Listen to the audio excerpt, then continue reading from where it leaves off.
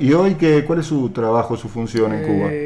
Asesor del Centro de Investigaciones de Economía Mundial, que era donde yo laboraba anteriormente a ir al ministerio. ¿Sí? Ah, Salí por un periodo breve de 16 años y un ratito. ¿En qué periodo fue ministro? desde el 93 al 95 ministro de Finanzas y Precios, y del 95 al 2009 ministro de Economía y vicepresidente del Consejo de Ministros. Ajá. Bueno, 423-3822 para hacer preguntas, comentarios y esas cosas. 425-7931 para dejar mensaje grabado.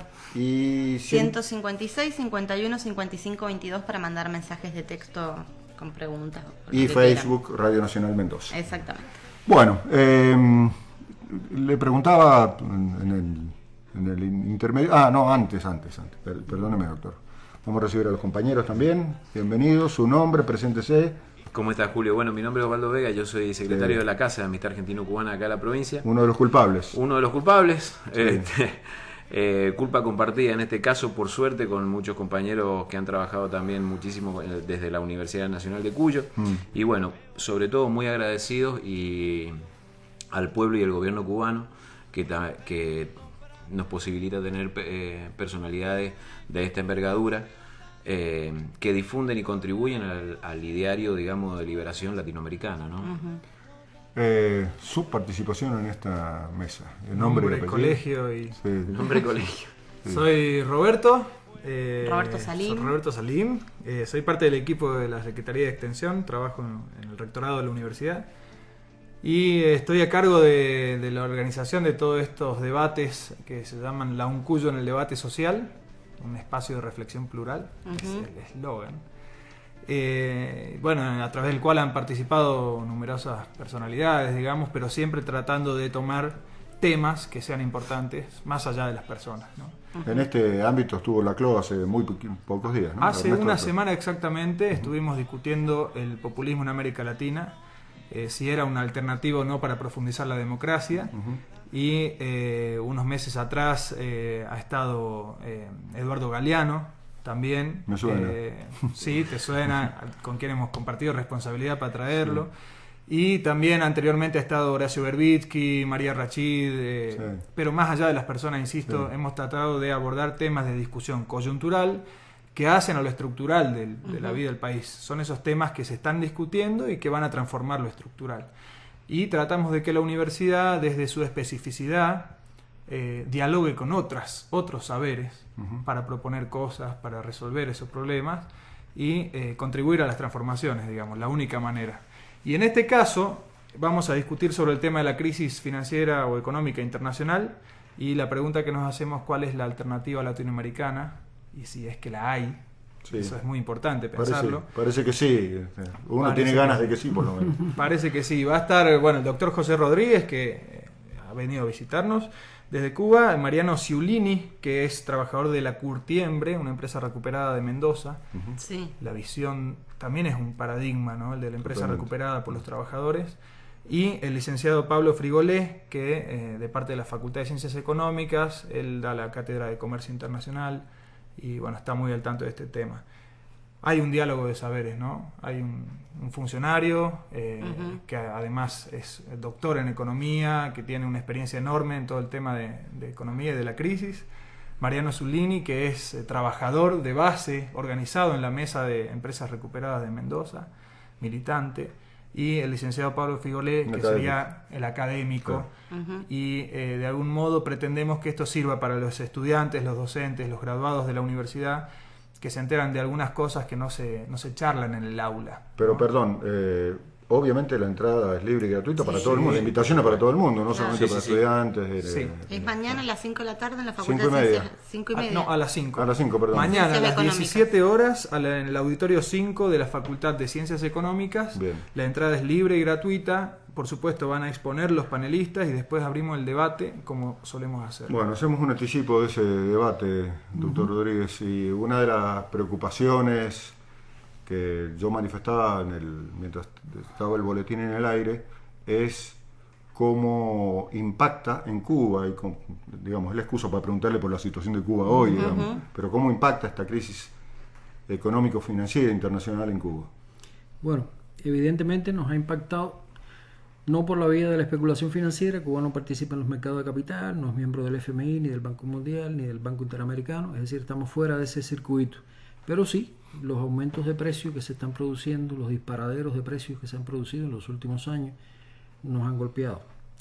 En el año 2008, por ejemplo, nosotros pagamos una sobrefacturación en alimentos de 840 millones por producto de los aumentos de ese año. Anteriormente lo habíamos también tenido que enfrentar cuando se disparó el precio del barril de petróleo. El barril de petróleo después aparentemente llevaba una tendencia a cierta baja. El año pasado estuvo en $79 el barril, el WTI.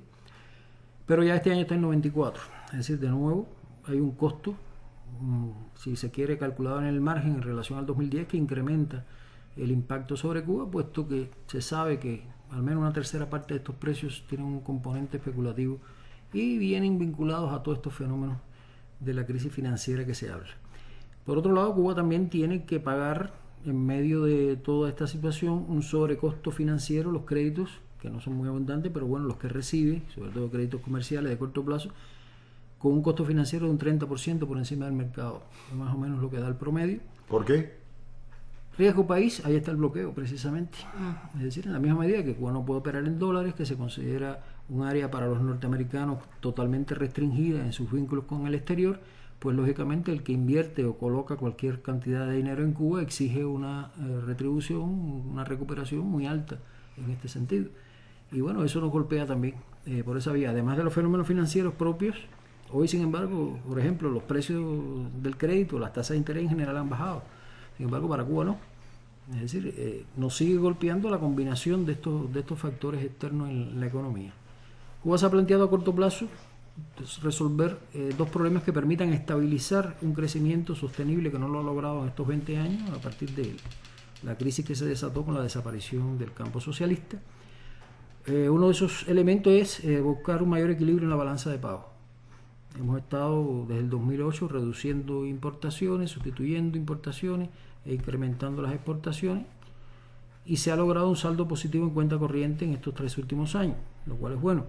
Pero la cuenta financiera pesa mucho porque Cuba, los créditos que ha obtenido son créditos de corto plazo, con vencimientos ahora, en este periodo de 2011-2014, y es necesario hacer un rollover con esa deuda, es decir, colocarla en sus vencimientos un poco más allá del 2014 para no tener esa erogación tan fuerte en la balanza de pago. Eso ha llevado, la combinación de esos factores más medidas para incrementar la eficiencia económica interna, que tienen una combinación de factores que van desde una racionalización de la estructura de propiedad estatal y búsqueda de otras alternativas, hasta la reubicación de fuerza de trabajo del Estado, buscando disminuir o eliminar el subempleo, llevan por lo tanto a que en este corto plazo, en estos años, hayamos reducido la tasa de crecimiento en aras de buscar un equilibrio financiero mejor y poder reordenar la economía de una manera, digamos, menos gravosa, sin comprometer, por ejemplo, inversiones grandes. Todo esto ha llevado a que Cuba haya crecido. En el 2008 crecimos 4,3%, en el 2009 se redujo la tasa a 1,4%, el año de la crisis más agudo, 2010 1,9%, y este año en torno a un 3% el crecimiento. Es decir, así están las cosas, estamos en un proceso de ajuste de la estructura económica, de ajuste de la política económica, y en una estrategia de creación de condiciones para que ese desarrollo pueda estabilizarse a tasas más altas en el próximo periodo del año 2016 al 2020 por lo menos. Sí, una de las medidas de Raúl Castro, que ha sido la noticia del día, es esto de que en Cuba ahora los cubanos van a poder comprar y vender casas, sus casas. Sí, eso se había anunciado ya, estaba pendiente de salir la aprobación oficial, está aprobada ya en estos días, y se une a eso la compraventa de automóviles entre cubanos. Es decir, hay una serie de medidas dirigidas un poco que a flexibilizar el manejo de propiedades personales en el país, de manera que eso se corresponda con la liberalización que se está haciendo del empleo del trabajo privado por cuenta propia, las cooperativas, etcétera, que juegue una cosa con la otra.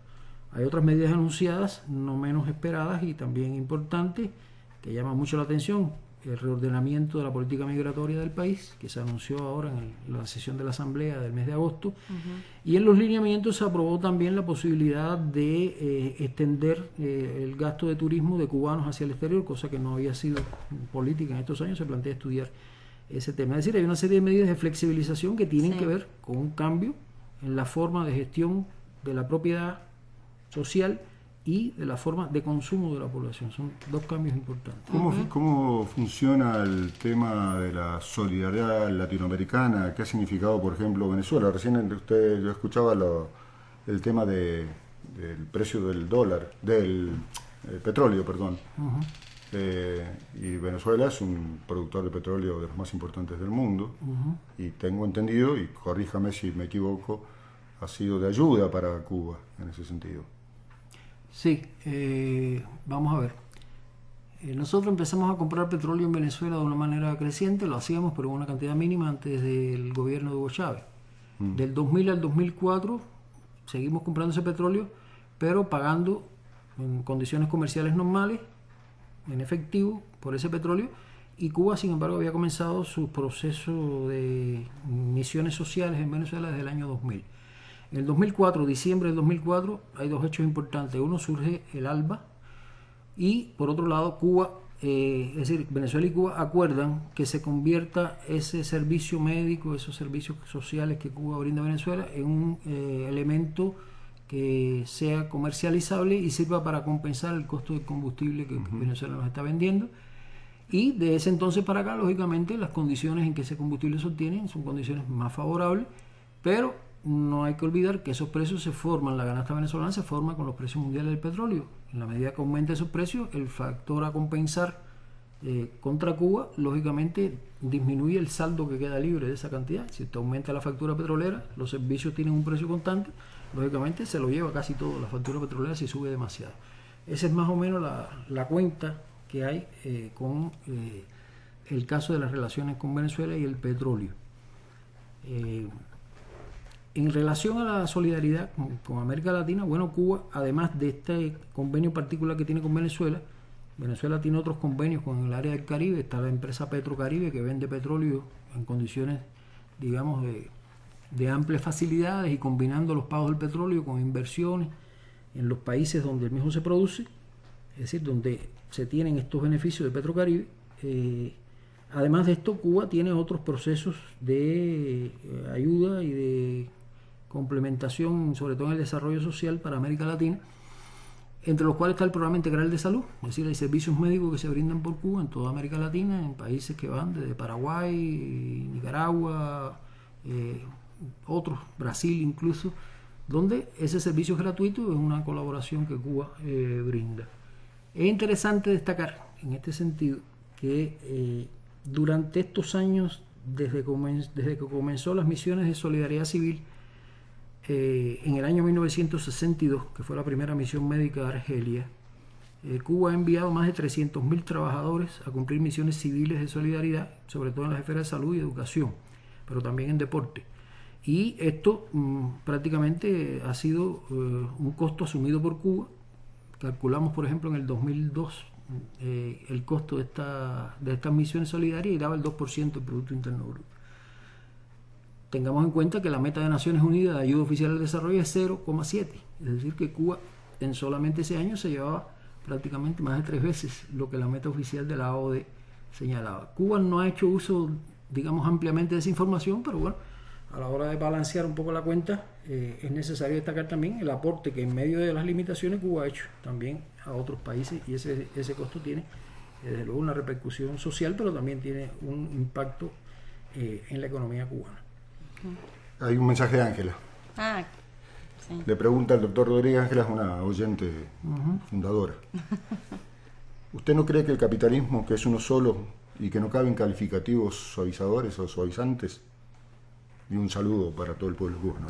Bueno, sí, efectivamente, el capitalismo en su esencia es explotación de mano de obra ajena, es decir, es la explotación de la fuerza de trabajo, lo que califica la producción capitalista. Lo que pasa es que hay distintas gradaciones en el desarrollo capitalista que pueden ser, en ese sentido, más o menos gravosas para la sociedad, y eso lógicamente también debe tenerse en cuenta. No es lo mismo el capitalismo neoliberal que, por ejemplo, el capitalismo social que desarrolló Europa después de la Segunda Guerra Mundial, o las corrientes socialdemócratas. No es que uno esté a favor de ella, porque al final es capitalismo, pero sin duda alguna no es una situación en la cual se puede establecer una igualdad exacta entre una cosa y la otra. Todos estaríamos a favor de que hubiera un cambio una transición de capitalismo a un sistema social más solidario, una alternativa socialista, pero no debemos hacer tabla rasa en el sentido de las diferencias que hay en distintos modelos que se han aplicado de capitalismo en estos años, donde la expresión más aguda es lo que está ocurriendo en este momento, que es un capitalismo neoliberal mondo y lirondo, lo que está salvaje, ¿no? Salvaje, sí señor. Me gustaría preguntarle cómo ve la situación en particular de la Argentina. ¿Cómo la ve Cuba y cómo la ve usted a la situación en particular de la Argentina, tanto la situación política, digamos, de una presidenta que acaba de recibir un apoyo amplísimo en las urnas, no solo por la cantidad de gente que la votó, sino también por la diferencia con la oposición, y la situación económica que está viviendo de crecimiento continuado de hace unos años a esta parte del país? Bueno, yo voy a dar mi opinión personal, sí, lógicamente. No la opinión oficial de Cuba, no es el caso. Bien. Pero bueno, aquí tiene que ver algo con lo que mencionábamos anteriormente y las diferencias que hay aún dentro de un sistema capitalista de distintas políticas económicas. No es la Argentina de hoy para nada comparable con la Argentina de Menem o de la Rúa, en esos años donde Argentina tuvo que sobrevivir a 54 meses de recesión y prácticamente un 25% de desempleo, un desastre social de amplísimas dimensiones, que perjudicó no solo a los trabajadores, perjudicó a las clases medias, perjudicó a los pequeños capitalistas nacionales. Y evidentemente a partir de 2003 hay un cambio en esa política económica, con un refuerzo, digamos, hacia lo nacional. Se da una coyuntura, digamos, más favorable para Argentina en el ámbito externo, pero políticas como la liquidación de la deuda con el FMI, con todo lo cuestionable que puede hacer desde distintos puntos de vista, fue un elemento que en el 2005 permitió romper con una relación de dependencia que había proclamado Menem prácticamente de manera absoluta en los años precedentes. Eso combinado con una política social de redistribución de ingresos, de aplicación de una serie de facilidades para, digamos, subvencionar a los hijos en la familia, el aumento de las pensiones, etcétera, sin duda ha creado una situación más favorable, la reducción del desempleo a un 8% más o menos que está en estos momentos. Bueno, no ha cambiado la esencia del sistema, sigue siendo un país cuya economía predominantemente es una economía capitalista, pero no es lo mismo el modelo neoliberal a estas situaciones en las cuales, digamos, que hay un reboce social o un reboce de cara a incrementar el gasto social en la sociedad, que produce sin duda alguna algún alivio en relación a la situación de los otros modelos que hay. ¿Cómo lo podríamos denominar a este modelo que estamos viviendo en la Argentina? Algunos lo llaman neokeynesiano, pero es como, hablamos del modelo, la presidenta habla del modelo y mucha gente apoya el modelo, pero no tenemos no hay una denominación, digamos, bueno, en la cual es muy pueda difícil, caber. Es difícil, no sé si cabría exactamente una denominación de neokeynesianismo en este caso, aunque el keynesianismo se asocia a una intervención del Estado Mayor en los asuntos económicos, a una política social más laxa, etcétera, etcétera, etcétera. Es decir, pudiera tener una u otra denominación. Yo no arriesgaría en ese sentido una nominalización demasiado estrecha para decir si es neokeynesiano o es neodesarrollista o es neopopulista. Me parece que los nombres no dan la dimensión, la dimensión la da el análisis concreto de las medidas y sobre todo la comparación con regímenes anteriores. Bueno, doctor Rodríguez, la verdad que le agradecemos enormemente que haya estado participando acá del Candil. Le agradecemos a Roberto Salín en nombre de la Secretaría de Extensión y de la Universidad Nacional de Cuyo. Repitamos el día que vamos, mañana, digamos, que la gente puede ir y disfrutar y escuchar y reflexionar junto con el compañero, ¿le puedo decir compañero? ¿Cómo no? Cubano. Por supuesto. Bueno, ahí Mi hermano cubano. También vale agradecer al área de políticas públicas, a la Facultad de Ciencias Económicas y por supuesto a la Casa de la Amistad Argentino-Cubana. Mañana, en otra edición del ciclo La UNCUYO en el debate social, charla, debate, crisis económica internacional. La pregunta es ¿cuál es la alternativa latinoamericana? Estuvimos hablando un poquito sobre eso ya. Exactamente. Sin embargo, mañana tenemos otros puntos de vista. Ajá, claro. La idea es ponerlos en contraste, ponerlos en juego, hablemos de otros paradigmas. Y va a ser a las 17 horas en el auditorio 5 de la Facultad de Ciencias Económicas. Es, por supuesto, libre y gratuito. Bien, bueno, entonces éxitos para mañana. Le agradecemos nuevamente, doctor Rodríguez, que haya estado en este espacio. La verdad que es un enorme orgullo para el Candil poder tenerlo acá. Y bueno, y en nombre suyo, un cariño a toda Cuba, que en esta radio y en este programa en particular es un amor profundo que le tenemos a esa isla hermosa.